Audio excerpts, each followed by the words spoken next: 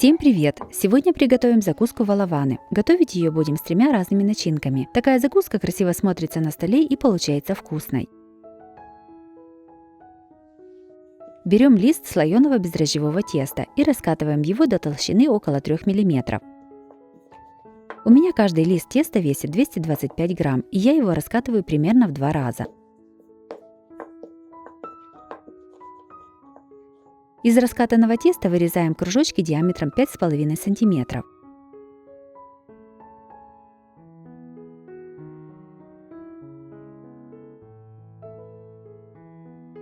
Половину кружочков перекладываем на противень, застеленный пергаментной бумагой. Все круги накалываем вилкой. Во второй половине кружочка в середине вырезаем еще один круг диаметром 4 см. Нам для валаванов понадобится только ободок. Оставшееся тесто складываем в кучу. Вымешивать смятое тесто не нужно. Снова его раскатываем и вырезаем кружочки. Я для валаванов использовала 2 листа слоеного бездрожжевого теста общим весом 450 грамм. Одно яйцо разбиваем в мисочку и взбиваем вилкой. Взбитым яйцом смазываем все кружочки на противне. Сверху выкладываем колечки из теста. Их тоже смазываем яйцом. Из этого количества теста у меня получилось примерно 40 валаванов. Все ставим в духовку, разогретую до 180 градусов. Запекаем примерно 20 минут.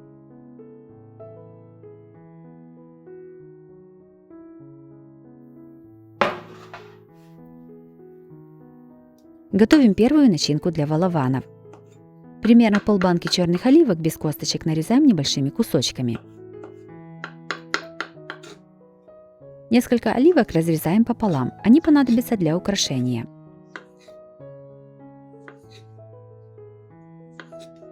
– 80 грамм сыра трем на мелкой терке. Сюда же трем одно вареное яйцо на крупной терке.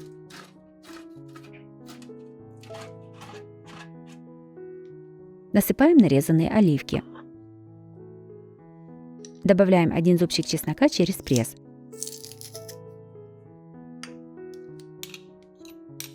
Все заправляем майонезом и хорошо перемешиваем.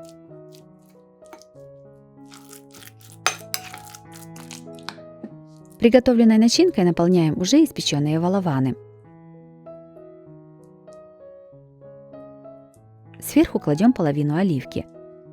Этого количества начинки хватает на 15 валаванов.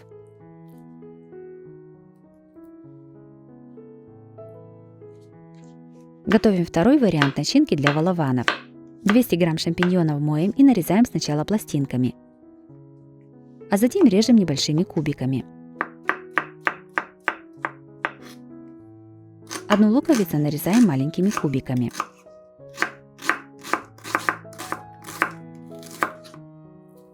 На горячую сковороду выкладываем грибы.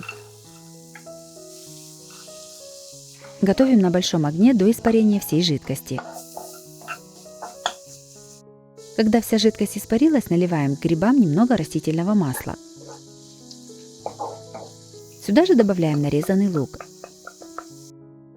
Все обжариваем до готовности лука.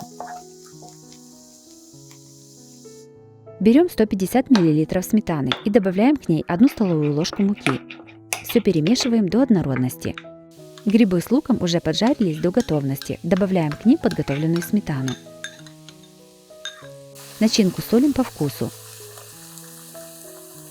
и перчим черным молотым перцем. Все перемешиваем и готовим еще 1-2 минуты. Снимаем с огня и оставляем остывать.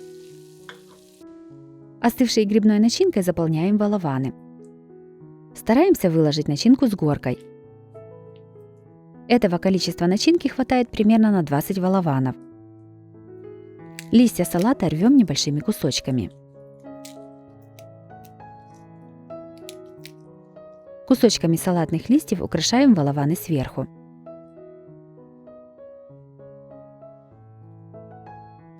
Готовим третью начинку. В кондитерский мешок с насадкой звездочка выкладываем сливочный сыр. Я использую сыр альметто с зеленью. Сливочным сыром наполняем волованы сверху. Мелко нарезаем веточку укропа. Укропом посыпаем начинку по краю. Сверху выкладываем красную икру.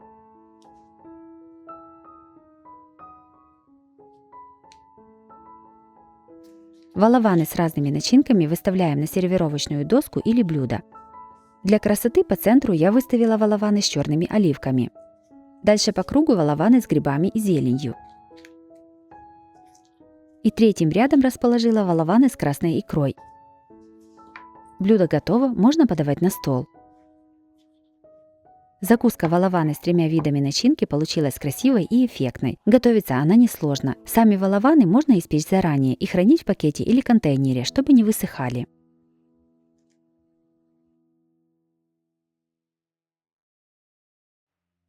Второй приготовим очень вкусную закуску, которая станет не только угощением для ваших гостей, но и визуальным украшением для любого праздничного стола. Сначала испечем коржи. Берем лист покупного слоеного бездрожжевого теста и раскатываем его так, чтобы можно было вырезать круг. У меня тесто прямоугольной формы, поэтому я его сложила вдвое.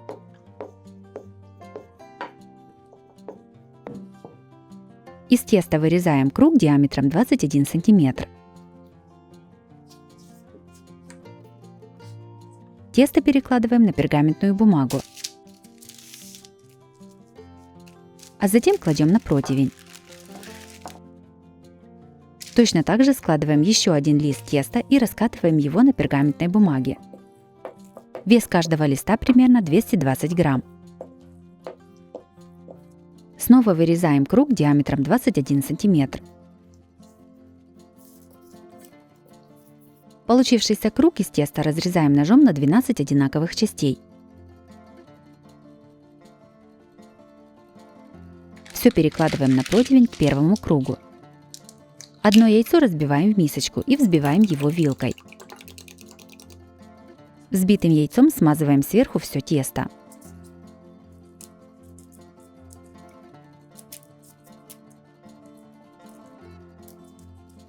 Разрезанный круг посыпаем миндальными лепестками.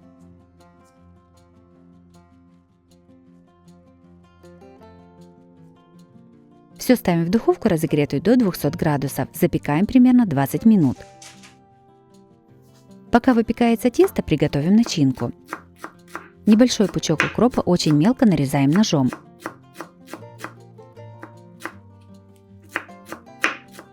В миску кладем 200 грамм творожного сыра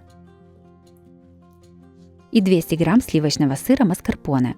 Сюда же добавляем нарезанный укроп. Все перчим черным молотым перцем. Перемешиваем до однородности.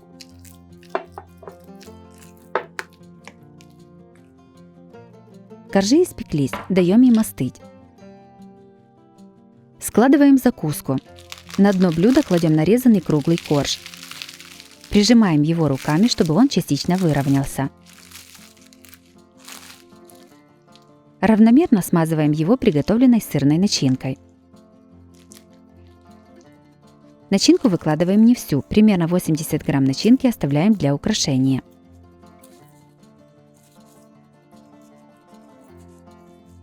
По желанию блюда можно немного смазать сливочным сыром, чтобы закуска случайно не соскользнула с тарелки при переноске. На сырную начинку выкладываем кусочки соленой красной рыбы. Мне для закуски понадобилось 120 грамм красной рыбы. Небольшой кусочек рыбы оставляем, он понадобится позже. Сверху кладем нарезанные испеченные треугольники.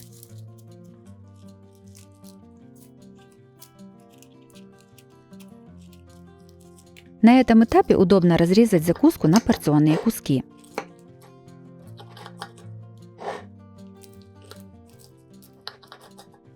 Кусочек рыбы, который оставили раньше, нарезаем очень маленькими кубиками. Измельченную рыбу кладем в оставленный сливочный крем для украшения. Все перемешиваем. Крем перекладываем в кулинарный мешок. Ровно отрезаем кончик. Украшаем закуску кремом. На каждый кусочек отсаживаем небольшую горочку. В центре тоже ставим горочку из крема.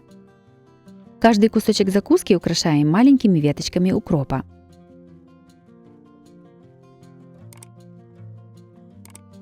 Закуска готова, можно подавать на стол. Закуска с красной рыбой получилась очень красивой и вкусной. В ней прекрасно сочетается сливочный крем и соленая рыба, а коржи из слоеного теста придают этой закуске необычный и праздничный вид. Готовится закуска несложно и достаточно быстро, она отлично подходит для праздничного стола.